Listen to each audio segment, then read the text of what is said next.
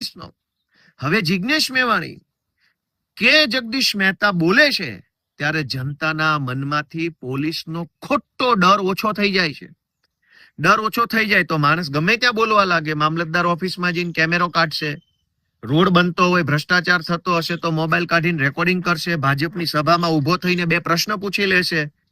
જો હજારો જનતા આવું કરવા લાગે તો ભાજપના લોકો ક્યાંય મોઢું બતાવી શકે એમ નથી. એટલે જગદીશ મહેતા ઉપર એફઆઈઆર, ચૈતર વસાવા ઉપર એફઆઈઆર, ભવિષ્યમાં મારા ઉપર પણ એફઆઈઆર કે જિજ્ઞેશ મેવાણીને ટાર્ગેટ કરવા પાછળનું એકમાત્ર કારણ છે કે ભાજપની સરકાર જનતાના મનમાંથી ડર ઓછો થઈ જાય એ બાબત ઈચ્છતી નથી. પણ મારી બધા જ ગુજરાતના લોકોને 2 હાથ જોડીને વિનંતી છે, બોલાય એટલું બોલો, જેટલું બોલાય એટલું બોલો. સંવિધાનની મર્યાદામાં રહીને જે બોલાય તે બોલો. અપશબ્દની વ્યાખ્યામાં ન આવતું હોય, ગાળની વ્યાખ્યામાં ન આવતું હોય, એ બધું જ બોલો. કેમ નહીં બોલવાનું? ભાજપના લોકોએ તો કરોડો રૂપિયાનું બૂચ માર્યું છે, ભ્રષ્ટાચાર કર્યા છે, ગૌચરો દબાઈ દીધા, ડ્રગ્સ વેચે છે, દારૂ વેચે છે. એના કરતા તો શબ્દો વધારે સારા છે. ગુજરાતભરની જનતાને હું તો વિનંતી કરું છું, કેટલું ડરશો અને શું કામ ડરશો? ડરીને શું મળવાનું છે? બહુ ડરવાથી શું મળશે? ડરનો જાજુ ડરો તો જાજો ડર મળે. એક વખત કાળજી મજબૂત કરીને બોલો, જ્યાં થાય કરી લેજે, નથી ડરતો તારાથી, તો શું કરી લેશે સરકાર? હજારો કરોડ વારસદાર જેવા ભાજપના નેતાઓની સંખ્યા હશે 5000.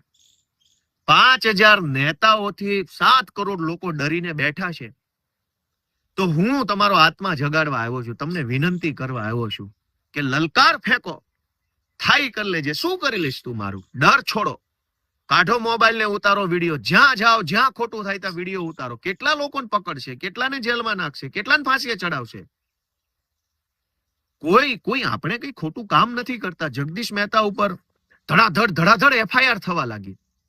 જિજ્ઞેશ મેવાણીએ કીધું કે ભ્રષ્ટાચાર કરનારાઓના પટ્ટા ઉતરી જશે, તો હરસંઘવીના પેટમાં તેલ રેડાયું.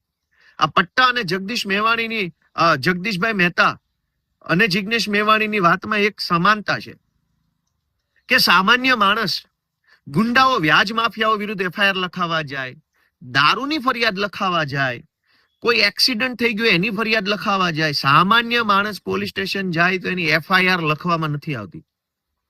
જગદીશ મહેતા સામે 15 વર્ષ જૂની ઘટનાની અંદર ધડાધડ એફઆઈઆર લખાઈ ગઈ. 1 લખાઈ ગઈ, 2 લખાઈ ગઈ, 3 લખાઈ ગઈ. અમેરિકાની પોલીસ કરતા પણ ઝડપથી આપણી પોલીસે કામ કરી બતાવ્યું. તો સત્તાની આ હદે ચાપલુસી કરનાર વ્યક્તિના પટ્ટા તો ઉતરવા જ જોઈએ. સંઘવીના હાથમાં આપ્યો હોય તો પટ્ટા ઉતરશે, એમાં કઈ ખોટું નથી.